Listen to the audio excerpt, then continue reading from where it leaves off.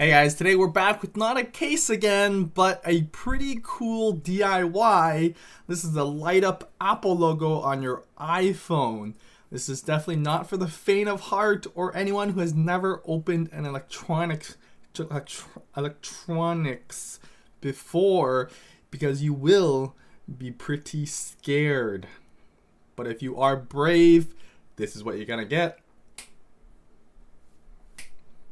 Let's check it out. This is your boring iPhone with your boring ass Apple logo. This is going to change that. Well, this piece specifically.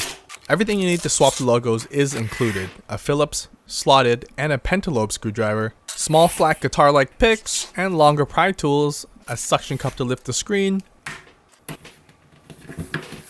Plastic tweezers, extra padding, and electrical tape in case you fuck up the first time, and of course the actual logo piece. Now first things first, I'm the realist, you always need to turn off your iPhone when opening it up. Then, using the pentalobe driver, remove the two screws around the lightning port. Make sure you set all screws and pieces aside in the same order you took them out. Now attach the suction cup right above the home button, then while holding the aluminum frame down with your fingers, pull up on the screen with the suction cup. It will require some force, so don't be afraid of breaking your screen. Once you've created a gap, either use the pry tool or run your finger around it to continue opening it up. The screen is hinged under the top, so you'll need to pull it down and then lift up. Being very careful not to tear the cable that connects the two at the top. Before touching anything else, we'll need to unplug the battery. Start by removing the two Phillips screws on the battery shield, making sure to remember which one goes where as they're different sizes.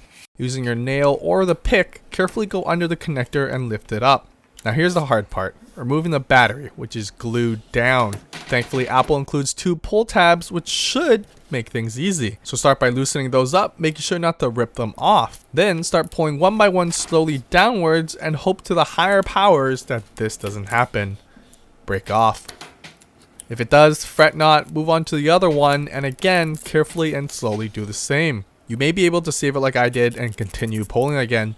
The key is to stay calm and breathe in through your nose.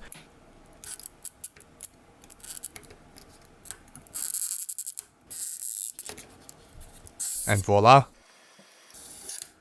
We'll get back to the battery in a bit, but let's get the screen out of the way so we don't need to worry about the cord ripping. Start by removing the Phillips screws and again laying them out so you remember which goes where as they are different sizes. Remove the shield and start unplugging the connectors from the bottom to the top. Now that it's easier to work with the battery, heat it up in the back with a hairdryer and use a flat object and start prying under it until it loosens the glue. Always use a flat and preferably plastic object like a card to dig under the battery as you don't want to puncture it. A little bending is fine, but if you really mess up, links below for replacement batteries. Now start removing the tape around the logo, but save these as you'll need it for later. The logo is aluminum plated and glued down pretty firmly, so you need to put a little force into digging under it to pry it up. Once you do, work your way around, but be very careful not to damage the black wire on top of it. Pull it out downwards and scrape away the leftover glue. And you should be left with this, a big ass hole in your phone. Now let's prep the screen where the logo will draw power from. There's a piece of tape covering some solder points, remove that with the tweezers, then give it a quick scrape for any glue residue that will affect the connection. Now install the new logo by popping it into place. You'll feel it kind of click in when done. Now the old logo piece sat under the black ribbon, but this one can be just placed on top. Use the tape you saved from before, or you can cut some electrical tape yourself to keep it in place. Place the battery back in to hold the wire in place, then reconnect the screen by going in order from bottom to top. You'll hear or feel them click in place and then install the shield back on when you're done.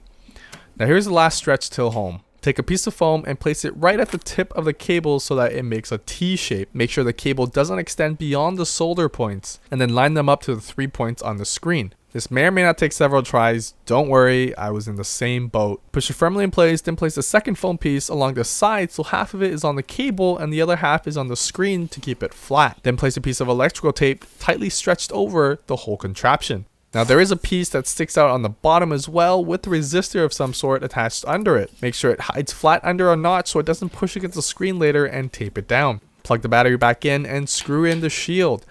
Then fold it over, but making sure you hook in the top edge first. Don't close it all the way yet, leave a little gap and turn on your iPhone to check if the magic happens. Once verified, run your fingers along the edges to make sure everything sits flush. Then install the pentalobe screws back in place. And that's it. You're now officially a cool motherfucker. The whole kit and everything you need to perform the surgery costs about $30 for the 6 and 6S, a few more dollars for the 6 Plus and 6S Plus. It does come in a few different colors. I got the blue because it kind of reminds me of, well, Apple. I'm going to repeat it again. This is not a beginner's DIY project. You should have some knowledge about opening and dissecting iPhones. The hardest part is definitely removing the battery for the first time. If you break the tab like I did, it can be quite a hassle to remove, but I did link replacement batteries below if you do screw it up that badly. Of course, I also have links to David's official instructional videos below, so check those out if you need more details. He also provides step-by-step instructions, so you cannot go wrong if you know how to follow instructions, which is probably like 3% of you. I included in that 92%. Wait. Anyways, let me know if you're one of the brave ones by commenting below if you successfully completed the surgery. If you liked my video, give a thumbs up. If you didn't, give a thumbs down, and do subscribe for future updates.